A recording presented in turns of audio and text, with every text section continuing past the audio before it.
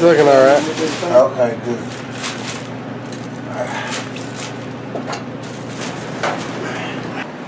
Is that right? Yep. Oh, hold on. More to the edge of my boot. Cool. That's good.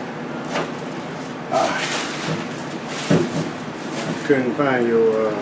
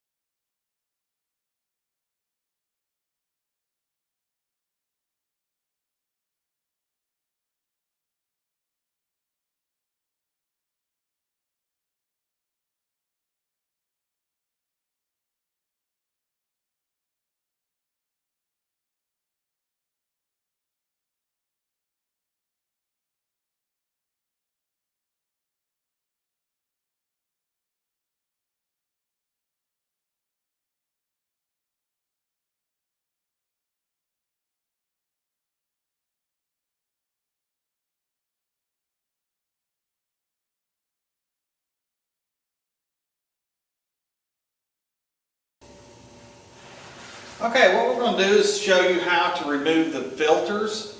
It is very important for you to read your manual prior to starting any one of these jobs. You're going to be reading about lockout, tagout, and the safety part of doing this particular job. We're going to go ahead and start removing the filters. The filters can be removed by lifting up and sliding out. The thing we want to be careful when we're removing the filters is some of them are very sharp and you can get cut on them. So always keep that in mind.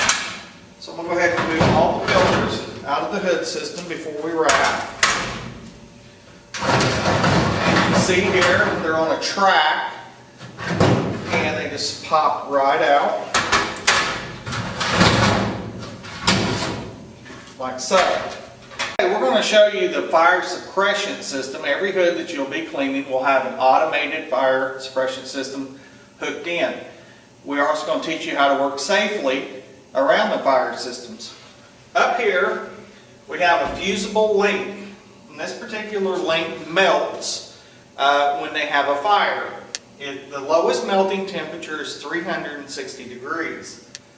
Our pressure washers can only reach around 200 degrees, meaning even with a hot water machine we cannot heat this up hot enough to melt it. When this melts, it releases the tension here and then it activates the automated fire suppression system. These are actual nozzles where the chemical and the fire system sprays out. Basically when the system sprays, it pops this cap off and sprays the chemical over top of the appliance, putting out the fire. There is no chemical at all in this part. I actually could remove this nozzle. I would not affect the fire system at all at this point. That's good.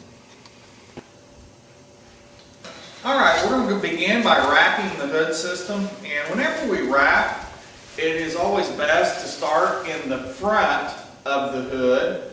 And we're going to wrap over here to my left, come all the way back around, ending here. We're going to leave a little small opening in this section. This way we can get in here and spray everything. Our plastic, we're going to make a fold towards ourselves, and this is going to allow the clamp to get up in here and hold the plastic. Now I have the fold turned in. I'm putting my plastic on the outside of the hood, and then I'm going to take a clamp like so and clamp the plastic. And also let me get one here, again making the fold towards myself. And this is a very important part of the job, is that we do a nice job hanging our plastic, and then we will not lose any of the water, and makes our cleanup time also speeds up the job.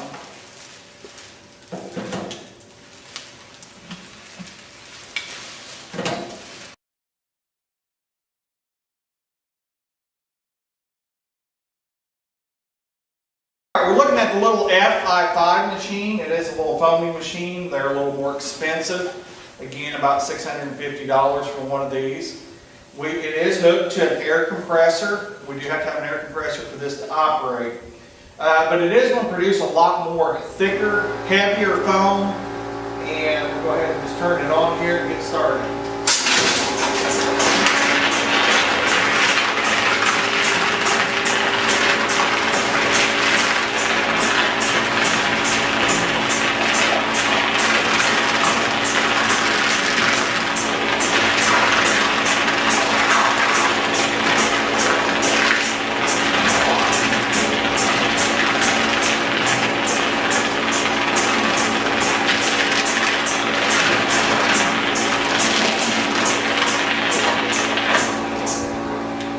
And you can see that produces quite a bit of foam very quickly. It does cover the hood very fast.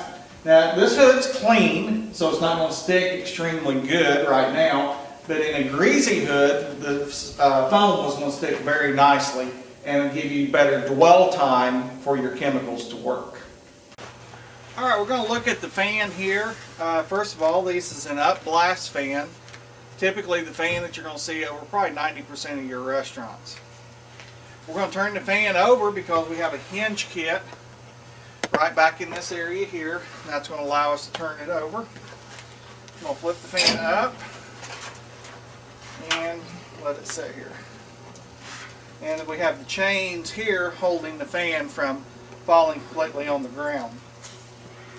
Now at this point we have a grease containment box. We'd be cleaning it up. Each one of the fans is required to have a grease containment box. We'd be cleaning this out for our customer also. The hood is already wrapped. That's what we seen in the first part of our video. So the water and the grease and everything out of our duct will be going straight to our trash can down below. Now at this point I would be getting my scraper here. At this point is where I'd be scraping and removing any debris that is here. We have all the grease removed, or we've scraped this area here. We're going to go ahead. Again, we can just use our pump sprayer with our degreaser in it, soaking everything down really nicely. We're going to hit our blades, spraying this area here also with our chemical. And there's even a point where we'll have to turn the blades to make sure we get them all covered good, like so.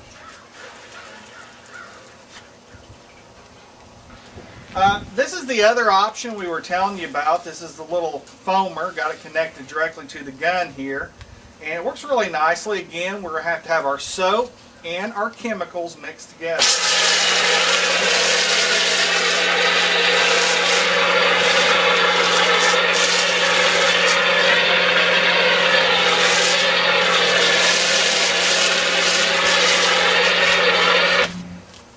This is a duct spinner. I have it connected with a hose, and this spins down inside the duct, helping us clean.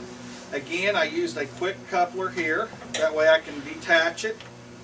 And this is how it hooks up. I have a 15-foot hose. This would allow me to do a 2-story duct.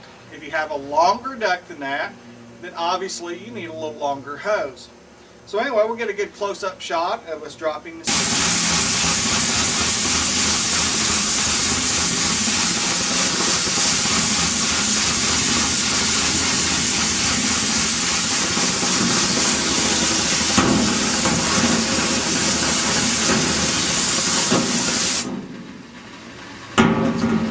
At this point, we've scraped our duct, we've applied our chemicals, we're ready to go ahead and start rinsing the duct.